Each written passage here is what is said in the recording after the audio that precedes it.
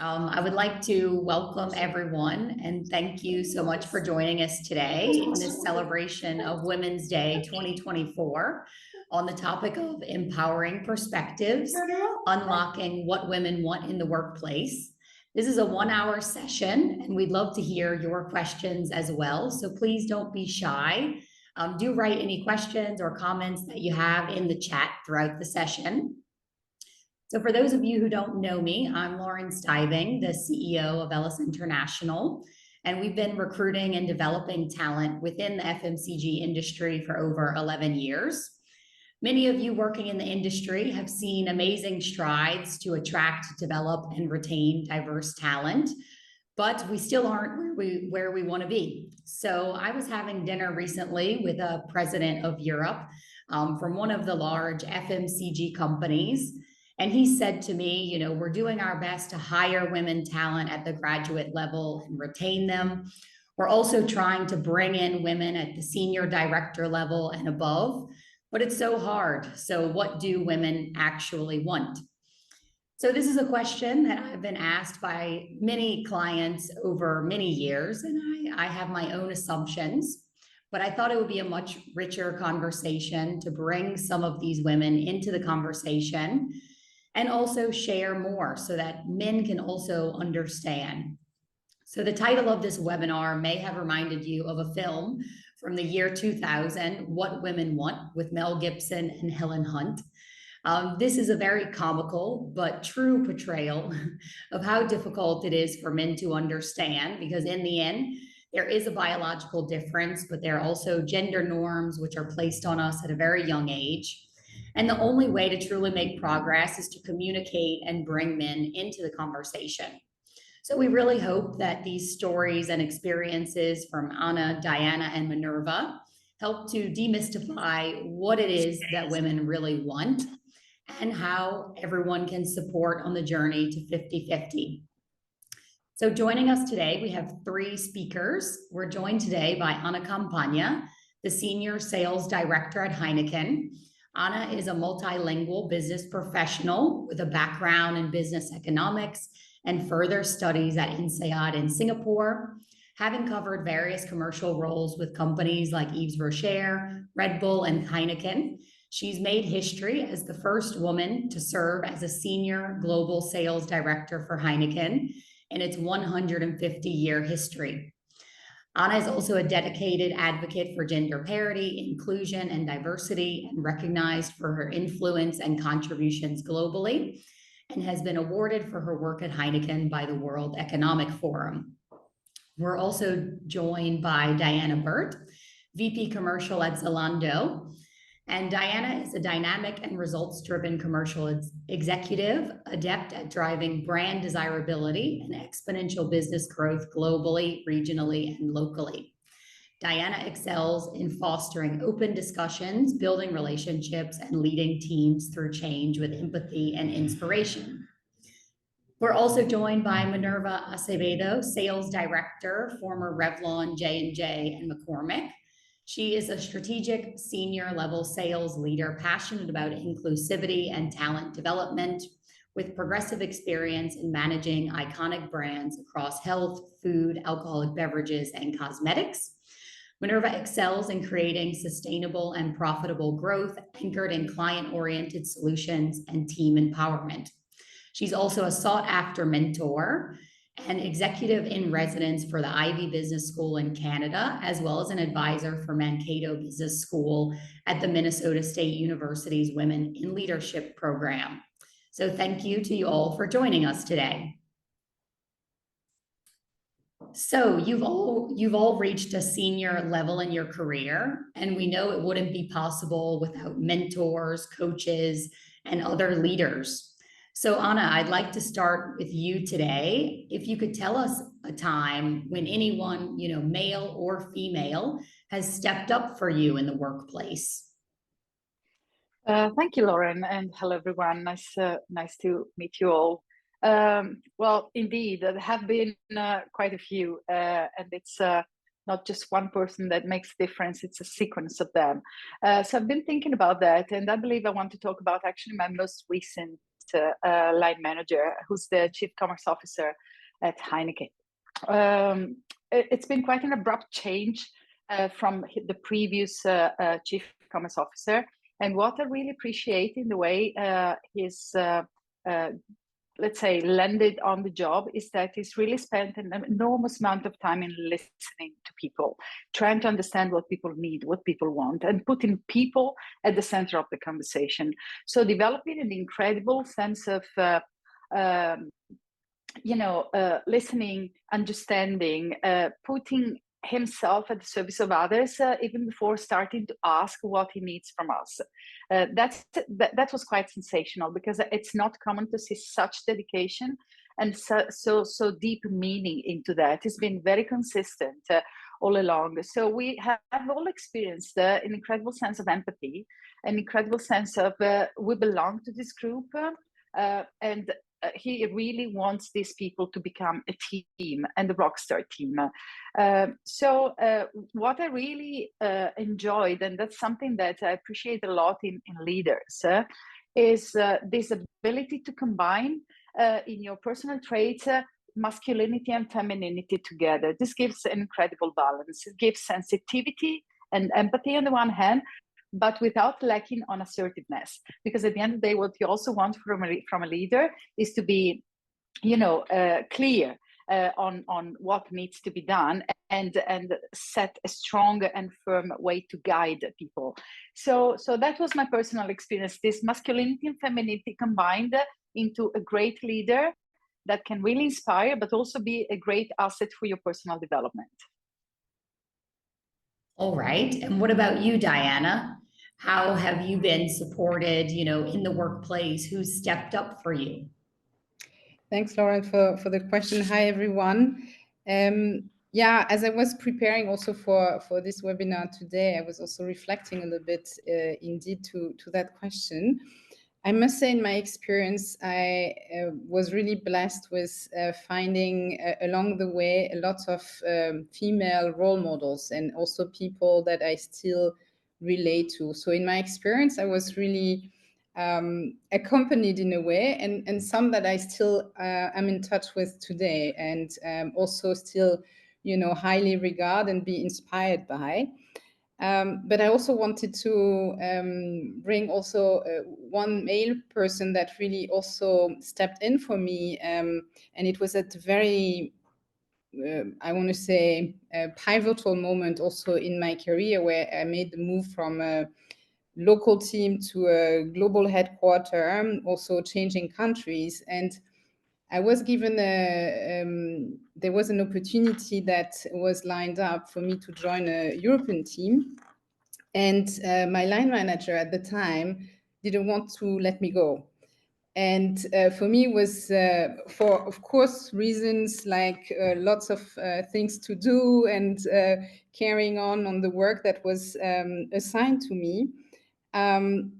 But I had this, at the time, marketing director that actually stepped in for me, and also saw the opportunity it was for me in my career and my growth to take a European role, change country, have this international experience. So looking back, I still recognize that was a major moment also in how my career shaped. So maybe that's a good example to share. Well, thank you for that. And what about you, Minerva? Thanks, Lauren. Good morning, good afternoon, everybody. For myself, similar to Anna, it's not just being one person, but I can actually pinpoint at the beginning of my career having a manager who really saw me beyond just being an employee, saw me as a person and what I could bring to the table, and really supported me and was very open in sharing, about her own life, so that I would feel comfortable in sharing my own. And then I also had another female leader who, when I put my hand up for an opportunity in sales for which I didn't have any experience, she said, yeah, I think it would be great. I can teach you. If you don't feel so confident about some parts of it, I can help you and teach you through it. So that was a pivotal moment for me, just to really say I didn't have to know everything for the role, and then just having somebody to bet on me, to help me and guide me, not expect that I would be perfect, which is probably what I was expecting of myself. And then when I became a people manager, my manager at the time, I wasn't expecting to be promoted to director. To be honest, it was a surprise for me. And so I think it really takes somebody sometimes to come and tell you, I think you have potential, so that you can actually believe it in yourself. And so when they say that to you and they really highlight some of the strengths that you have, you really start embodying those strengths, because many times we can be very judgmental of ourselves and very critical of ourselves. So when somebody comes and tells you those are your strengths, so that you pay equal attention to them, it really makes a difference as you're navigating your professional career. So yes, very fortunate to have those people in my career. Great. And yeah, I mean, I think it's so important to, when retaining talent, any type of talent, to have these mentors and leaders that really step up for you. So yeah, what are some of the aspects within a company that you think are important to have women feel safe, included, and given opportunities? Diana, we'll start with you. Yes, I think that's a very interesting question. And I was today actually talking about inclusivity at the workplace. And I would say that's something, when inclusivity and diversity is meant by design, also in how you think about your internal processes, how do you think about your evaluation process, performance review, promotions, that you really value that diversity of thoughts, diversity of background and styles, as opposed to really promoting always the same type, right? So I think for me, that's one thing I would say is very important in terms of what women expect, so that also a more female type of leadership is also recognized at the workplace, and that it's not only a gender point, or we have to tick the box of diversity, but that it's really meant throughout the process. And that also can mean simple things as being inclusive in thinking about when to set up a meeting, inclusive in terms of reflecting, did I make sure that everybody in this meeting could raise their opinion? Maybe there are more person types that are a bit more introvert, but making sure we invite them to the conversation. And that's also, yeah, that's what I would say. Yeah, there are things that maybe you don't find earlier on in your life. I've played and done a lot of sports. I was in a female team, and I never, had that need in a way to have that inclusivity, because we were among ourselves and playing this competitive sport. But yeah, so that's what I would describe as needed also in the workplace. All right. Minerva, what do you think are some of the things that are important for women to feel safe and given opportunities? I think the first and most important thing is the recognition that we still have different journeys, men and women. So having that recognition and creating awareness that some of that past can look very different for women. There's a lot of challenges that need to be recognized. And then from there, just the basics. And if they're not basics, they should be, which is bias training. There were many years where it really was important to show ambition, but if you show too much ambition, then it can be perceived as negative. So it really is about making sure that we all recognize our own bias, so that we can actually try and make sure that we're not imposing it on the women that are talking to us, and recognize that they have a different journey. And then second of all is really to have goals of representation. So Diana's point is super important in terms of inclusivity and diversity, but it really, when you look at companies that have done it well, and I have moved, as you mentioned, Lauren, from industry to industry, the companies that tend to do it well, in my own experience, and when you read about them, are the ones that really take a serious look at themselves and say, what are the issues that women are facing in this company? So driving that awareness. And then second of all, build specific programs because I've been in organizations where they actually make the women create the programs, whereas there's other companies that actually invest. You have the highest levels of management investing in specific programs for the women in their company. So whether it's coaching, whether it's mentoring, whether it's actually bringing them together in conferences so that they create a peer network amongst themselves and they can talk, that is very important. So for me, it's those elements, but it really starts with recognizing that we have different journeys and then really take an honest look at your team, see how they feel, how they're showing up. Do they show up? Do you know who they are? Do you know what they're, do you ask them how they are? So it really starts with just making sure that you see them and perceive them as people, that you can actually really understand what is it that they're going through. And if you don't know, it's to ask, like really ask and say, how are you enjoying this? Is there anything else that you feel that you need from us? All right. And what about you, Anna? Anything else you would add on that? Yeah, I would add, there is one element which I consider a so-called minimum standard of performance, which is how do companies secure physical and psychological safety? And it is very important. There are so many things that can happen in a company, from fraud to bribe to harassment, and the forms of harassment are endless. A lot of companies now have platforms where you have trusted channels to, claim that something went wrong with a certain person. But not all the companies really follow up properly on that, and more importantly, give transparency on how things went until the very end. So that's the only way to secure that victims can stay safe and perpetrators can leave or in any way be isolated. So I believe there is still a lot of effort to do in this respect. And this kind of safety is what empowers people, what allows people to feel free, to feel comfortable, and also to a lot of women to raise their hand and ask for more or ask for what they deserve. Which brings me to the second element, which is indeed what we call equal and fair opportunities.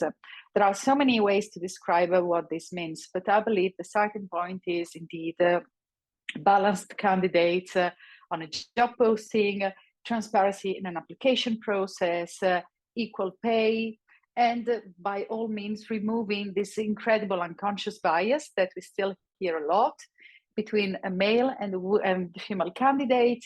When you say you go for the male, you say, I'm going to take a bet. When you go for the woman, I'm going to take the risk. There shouldn't be this difference. It's not a bet on the man and the risk on the woman. It's either one or the other for both.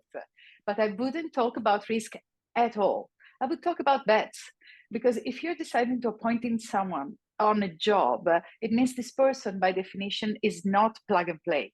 This person needs to be developed, accompanied, educated, supported, equipped.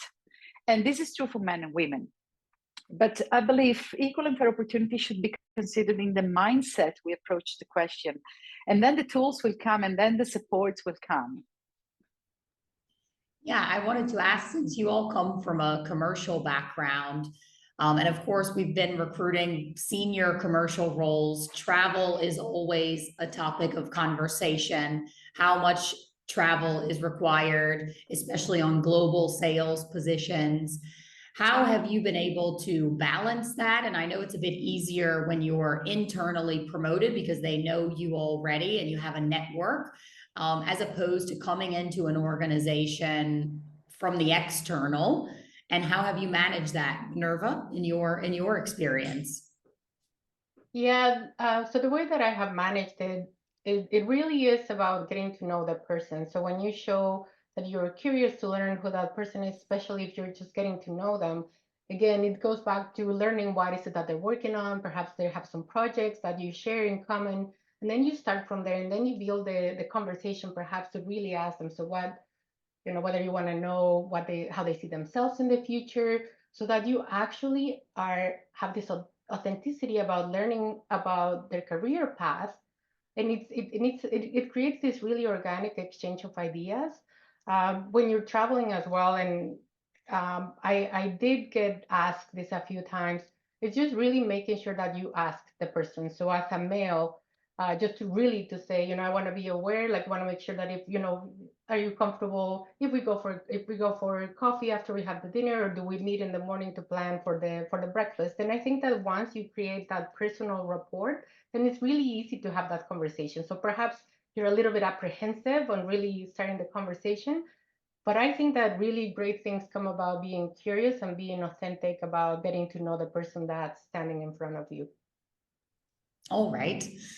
And Anna, have you ever faced any challenges in terms of travel demands and balancing that with family and other instances? Because I know that travel is high on the agenda usually for sales individuals.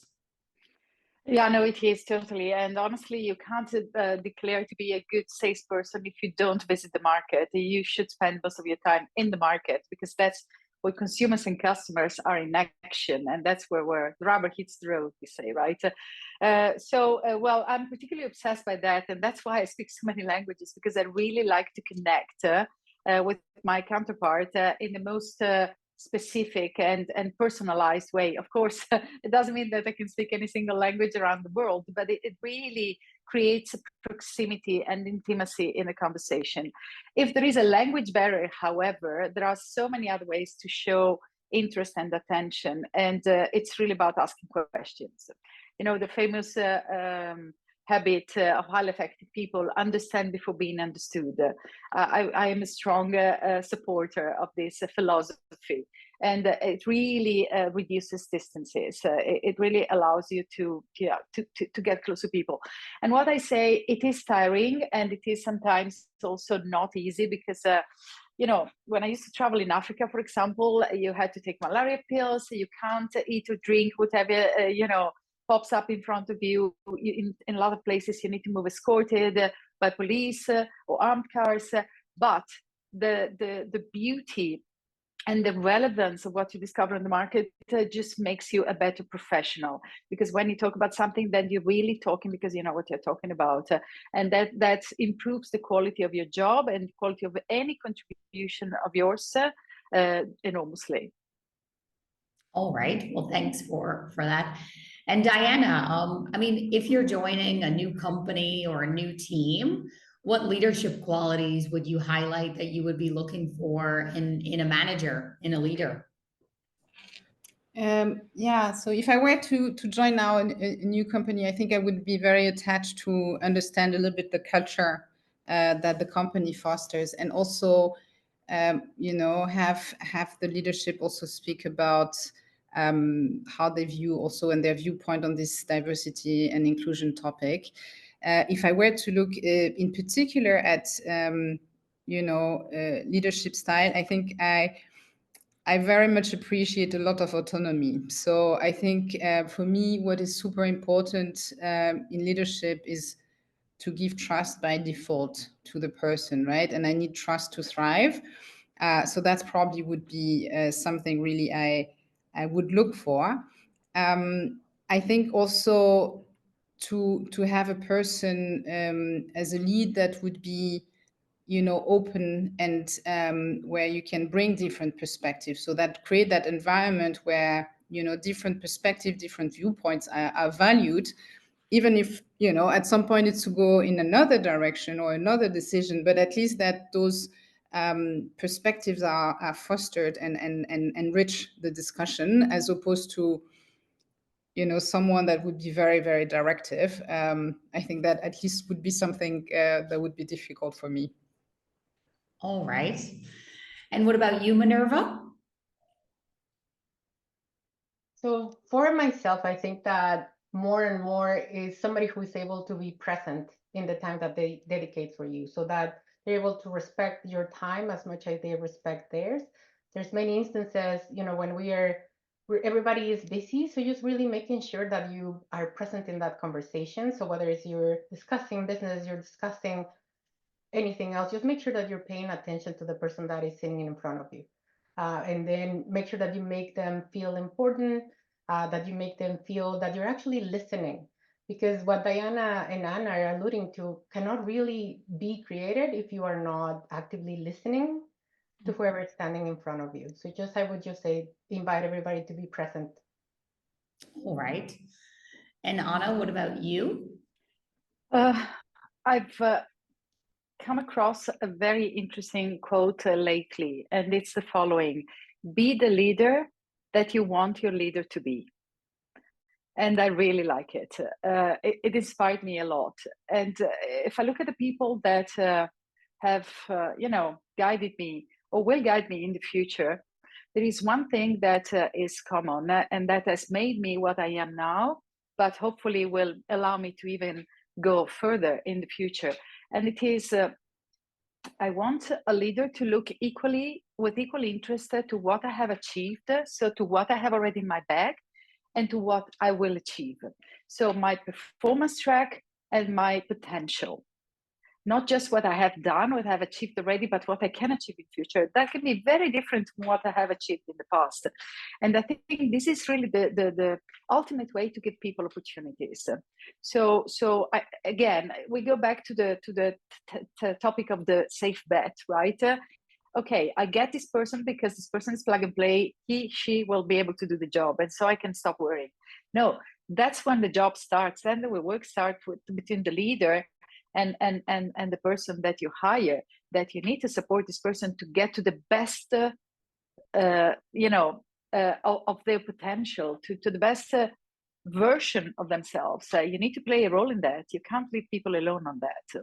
So equal importance to past achievement and future potential, regardless of age, gender, and any other filter that we, again, because of unconscious bias, put on people. I think that's the best way to describe the ultimate leader.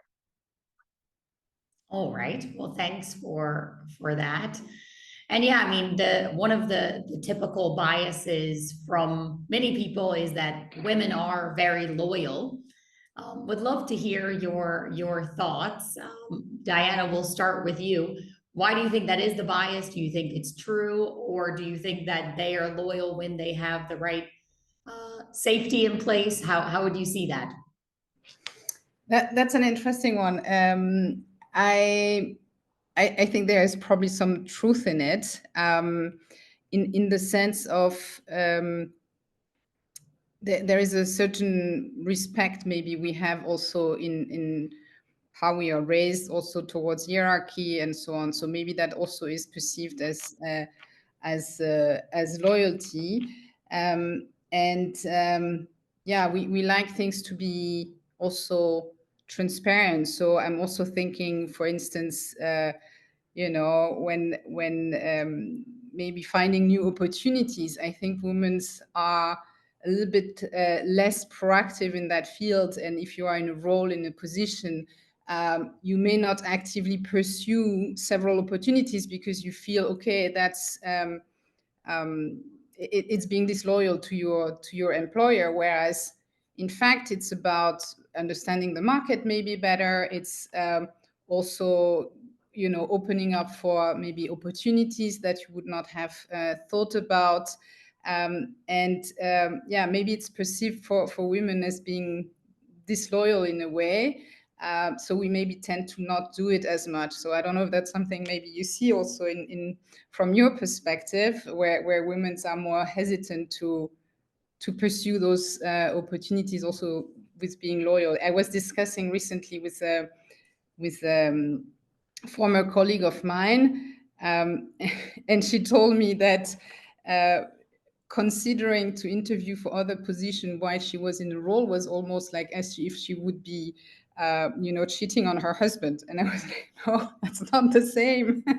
So I think that's going a little bit into what you're saying, Lauren, and I think we should encourage women to don't think that way, right? Because it can be also holding ourselves a little bit back. Mm-hmm.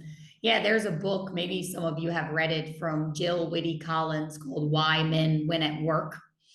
And she talks about some of the things that why men win at work, as you can imagine. But one of the things that she talks about is the umbrella theory, which is basically women having all of their achievements and all of their performance under an umbrella, but they need to turn the umbrella upside down and share that with other people. I do think that from my headhunter perspective, executive search consultant perspective, I do think that it is at least it is harder to get women on the phone than it is to get men on the phone for whatever reason. We could discuss that, whether they don't take as much time for networking, whether they don't want to take a call if they're not ready to make a move, whatever it may be. It's just the general networking. Of course, it could be that they have a lot of workload at home and they don't have time for that. Maybe they feel like they're cheating on their current employer.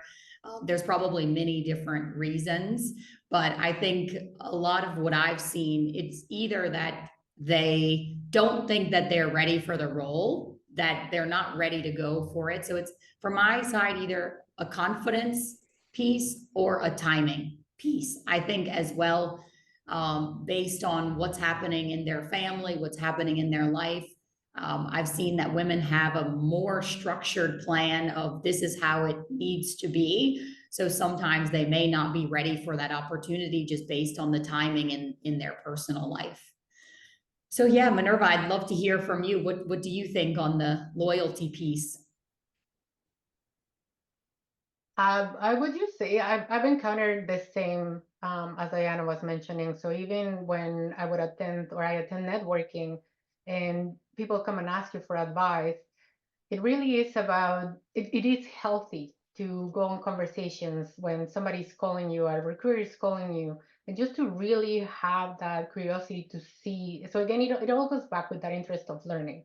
So going and talking to somebody else doesn't make you be unloyal to them. Actually, it helps you expand your network.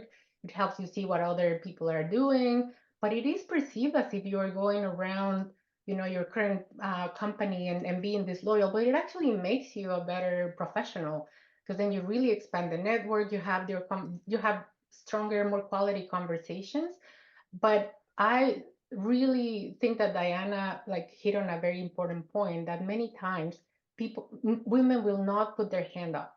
They really do not want to rock the boat. They don't want to call any unnecessary attention to them, so they put their head down and expect that their hard work is going to be recognized. So you will see, look around you, there's a lot of really hardworking women, and that's how they want to speak, through the quality of their work, which is very different than men. Men, we all know it, they have more confidence. It's really just, I'm going to put my hand up, and they don't go into a new role, a new project, thinking that they're going to make a mistake. They just think that they can do it. And I'm the best for this project, this opportunity. However, for women, in some instances, there is a lot of questioning whether they have the capability or not, which is why we already alluded to. So sometimes they need encouragement. So going back to the point about, if you see potential, then make sure that you encourage it. It can be women who are not even in your team. It can be women that you see in different functions, and just really saying something that you see as a strength can pay out a lot, because they're in the same company, but they would like to go to a different function.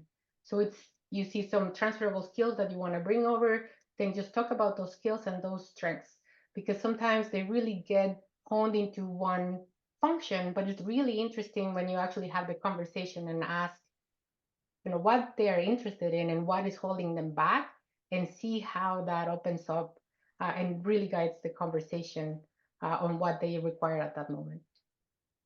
All right. Thanks. And yeah, we have a question from the chat, which is, does any one of you have some examples of how your companies are helping in changing the biases that were brought forward by your answers? Anyone want to take a hit at that? I can give it a go. Well, first of all, it's all about dialogue. It's about taking it out. And one thing I have seen a lot at Heineken in the last few years is really a lot of discussion around that. So try to understand. When I was in Mexico, for example, we used to do this inclusion circles. And every time the circle would be composed by a different number of people. And there was an interesting exercise where everyone would be assigned a role to play. to understand whether we could find ourselves within or outside of the circle, and then have a debate about that. And then the people in the circle would try to get in the people outside of the circle, sometimes succeeding, sometimes not. Very interesting way to understand different perspectives. The thing about opening up and really having an open conversation about that, I think it is the first step. But we need also to understand exactly what the challenges are, and the challenges change across the workforce. So we've spoken about loyalty. Loyalty for Gen X is very different than the concept of loyalty for millennials or Gen Z. In fact, it decreases dramatically. So the big problem that companies have with the new generations at work, in my view, is retention. And the reasons to believe are different. So maybe for my mother, what was important in the workplace was stability, for example. Safe salary at the end of each month, and don't mess with me. Let me do my job, and so on. Then our generation is more ambitious. We want to grow. We really want to go up the ladder. The future generations want to change. They don't want to stay long in any position, let alone in any company. So how do you really create these elements that can easily trigger people to feel excited about the company? So it's really about, creating this excitement. And creating excitement is about resolving needs, addressing needs, or pain points for that matter. So that's why it requires a constant dialogue. And that's why a lot of companies are more and more frequently going into pulse surveys, climate surveys, and really spend an enormous amount of money and time in digging into the results to really understand where the pain points are and then try to address them. So I believe that once again, the answer is dialogue and spending enormous amount of time in understanding. All right. And what about you, Diana? Anything that you'd like to add around, examples of companies helping to change the bias? Yeah, I can share some concrete examples of also what we are doing at Zalando at the moment.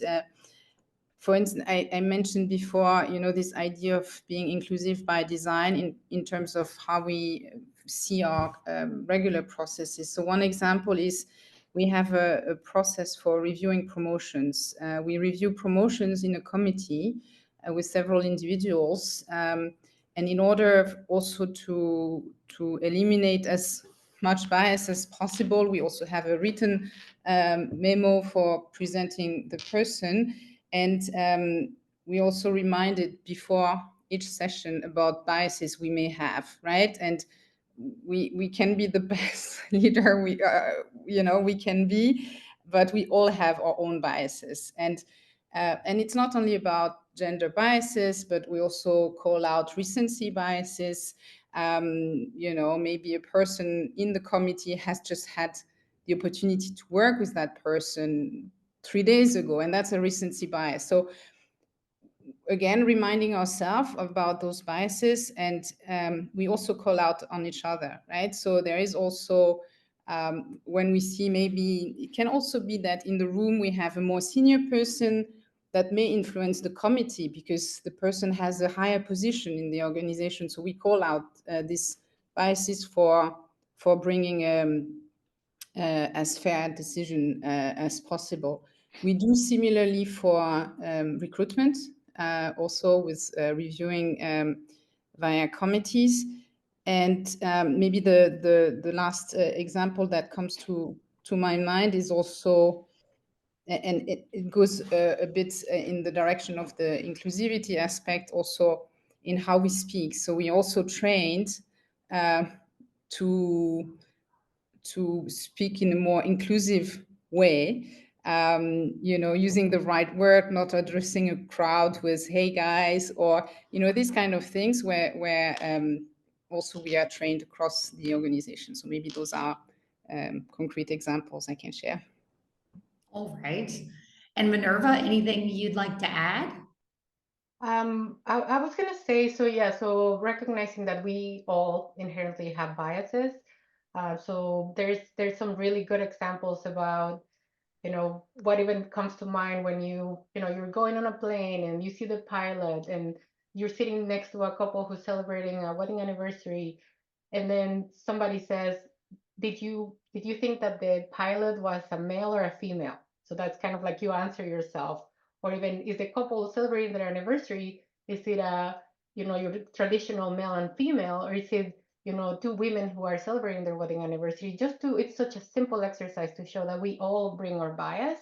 And so what Diana is talking about, the specific types of bias and having that training, is super useful. But if you're already doing that training, one of the things that really works is making sure that you have a discussion after the training. So perhaps you have a lunch and learn and really say, so what did you learn? Was there something that you didn't know? Do you feel that that we are doing a good job in making sure that we are working on our own biases as a team? So it's really, the company perhaps can invest in those training, but what really matters is when the manager actually creates that environment to come together and talk about whatever the training content was. So that's always very helpful. And then I was going to say, for the male managers, it really is about making sure that you are curious. So asking questions and being honest about yourself. So if you don't know, and you're thinking, I don't really know how to approach this person, again, it's super simple. Just ask. Just ask some questions, and then, start building that connection and that rapport. All right. And yeah, a question that I get asked quite often are around benefits, and none of you have mentioned benefits so far because it's all been about leadership. And I think that shines through to say that is more important than the benefits, although benefits are important. Anything that you'd like to add on benefits that you've seen companies offering that you think are fantastic, or how do you think benefits play into attracting and retaining women talent? I'll start with you, Minerva.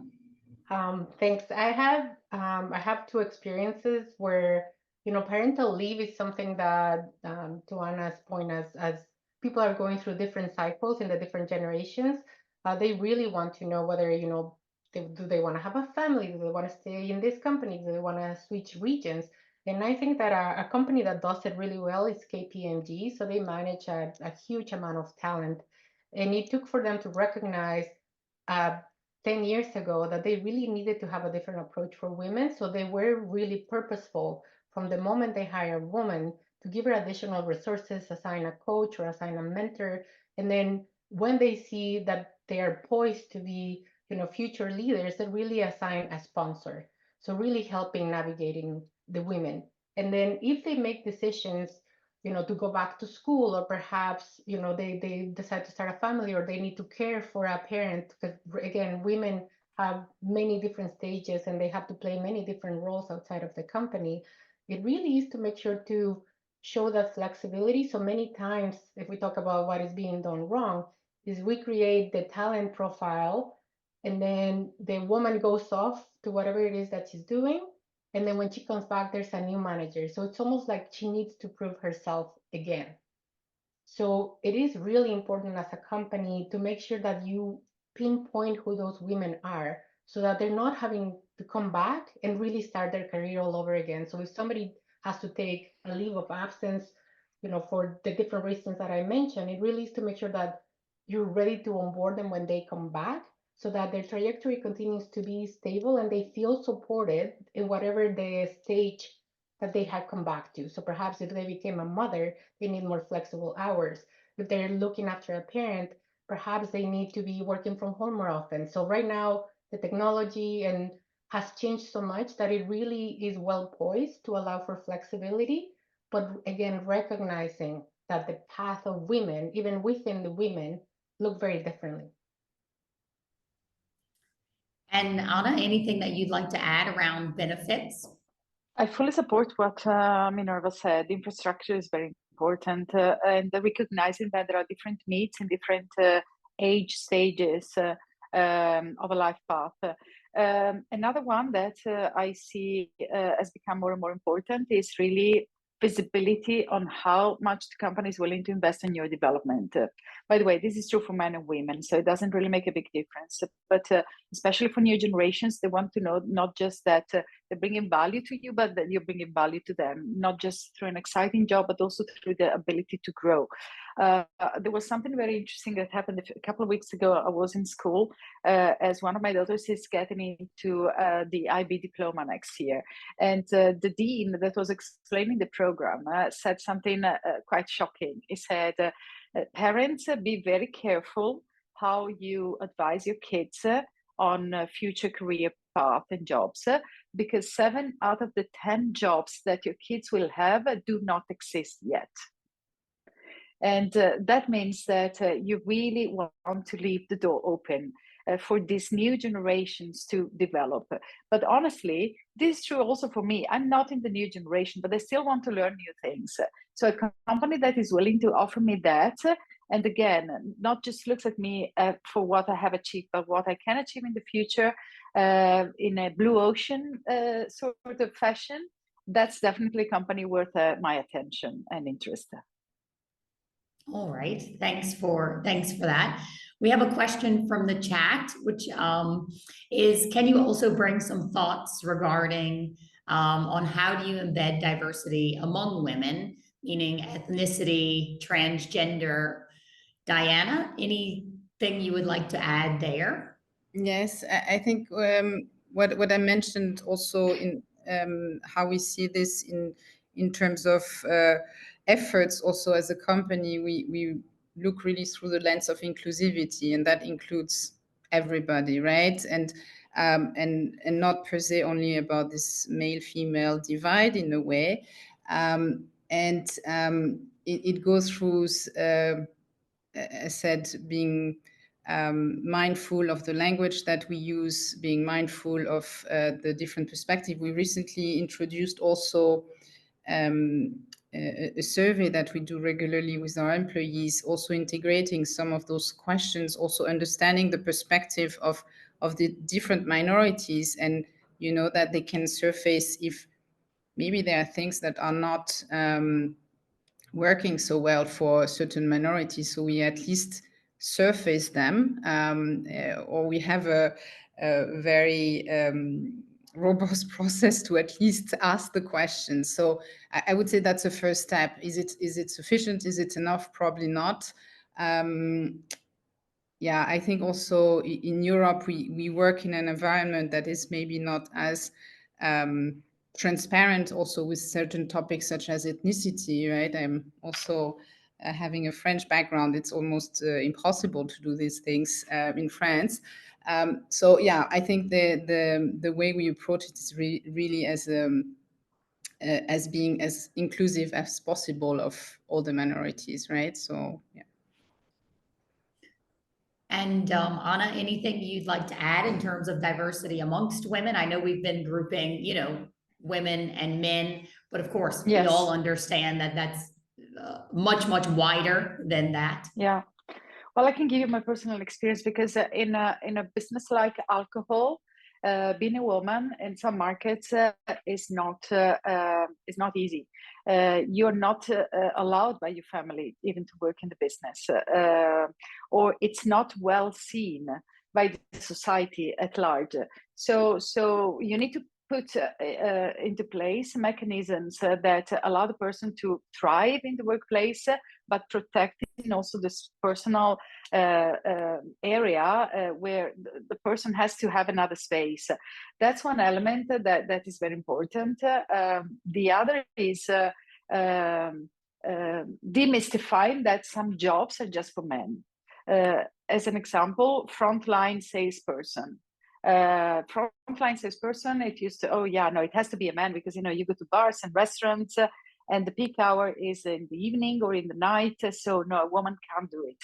This is not true. It's just about putting in place the right safety infrastructure to make sure that even a woman can do the job. By the way, you want to keep a man as safe as a woman, but the problem gets born from the women. So in Brazil, for example, we had this issue that women wouldn't apply to frontline sales jobs because they have to ride a motorbike.